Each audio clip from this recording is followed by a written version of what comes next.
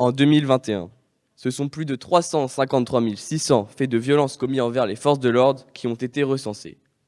Cette donnée prend seulement en compte les faits de violence physique, excluant ainsi les violences verbales. L'idée même que les personnes qui nous défendent et assurent notre sécurité au quotidien se fassent agresser me semble insensée. Néanmoins, une enquête de satisfaction sur l'action de la police ou de la gendarmerie pourrait en expliquer les raisons. En effet, cette enquête montre qu'en France, environ une personne sur 3 n'est pas ou peu satisfaite de l'action de la police ou de la gendarmerie. Est-ce admissible que les personnes qui nous défendent soient mal vues de la sorte ? Mesdames, Messieurs, selon moi, il est inacceptable que les personnes qui nous défendent soient mal vues de la sorte. Pensez-vous qu'après, elles ont envie de retourner au travail ? Moi, je ne pense pas. En effet, cela peut être le cas de ces deux personnes, victimes d'agression, alors qu'ils partaient en intervention pour une rixe aux abords d'une salle des fêtes. Lorsqu'ils marchaient, le gendarme se fait agresser à coups de manche de bois. La gardienne de la paix présente sur les lieux au moment des faits raconte la scène ainsi. « Je me suis protégé avec les mains et je me suis roulé en boule. J'ai pris des coups à la tête, aux jambes et sur le ventre. » La loi prévoit une peine maximale de 100 000 € d'amende et de 7 ans d'emprisonnement lors d'agressions entraînant une incapacité de travail d'au moins 8 jours. Sur l'année 2021, ce sont 35 420 personnes qui ont été condamnées après avoir agressé des agents dépositaires de la force publique, soit dans seulement 10% des cas. De plus, la qualité de la personne dépositaire de la force publique d'une victime d'agression pendant son temps de travail est un fait aggravant. Ainsi, je vous pose la question. Au vu du nombre réel de condamnations, pensez-vous que la justice considère véritablement cela comme un fait aggravant ?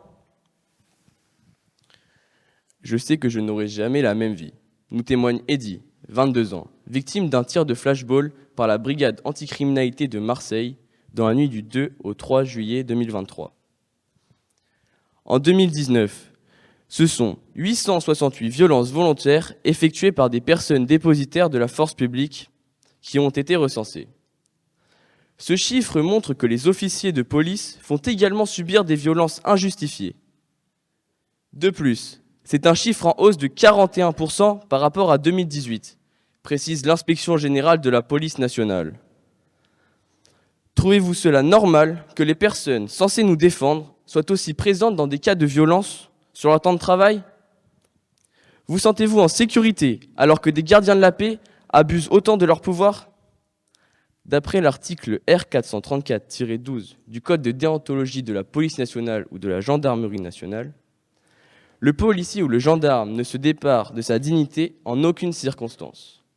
Ce qui signifie qu'une personne ayant ce pouvoir ne peut en abuser en aucune circonstance. Malheureusement, certains abusent de leur pouvoir, ce qui amène à des situations de violence comme énoncé dans le cas précédent. Les forces de l'ordre, elles aussi, risquent des peines pour des situations d'abus de pouvoir. En effet, elles encourent une peine de 2 ans d'emprisonnement et de 30 000 € d'amende. En ce qui concerne les condamnations effectives, il y en avait 110 en 2020, ce qui représente 12% des faits de violence qui sont suivis d'une condamnation. Encore une fois, c'est un chiffre dérisoire. En effet, 88% des civils victimes des forces de l'ordre voient encore leur agresseur exercer et censé nous défendre, dans l'attente d'un procès. Et encore, ce n'est pas sûr qu'il y ait un procès. Trouvez-vous acceptable que des personnes, là pour garantir notre sécurité, exercent encore alors qu'elles ont participé à des actes de violence ? Le conflit entre les citoyens et les forces de l'ordre est une guerre sans fin. D'un côté, nous avons des policiers agacés de se faire agresser constamment sur leur temps de travail. Mais d'un autre côté, des civils agacés également de l'action de la gendarmerie et de la police qui jugent trop intrusive à leur goût.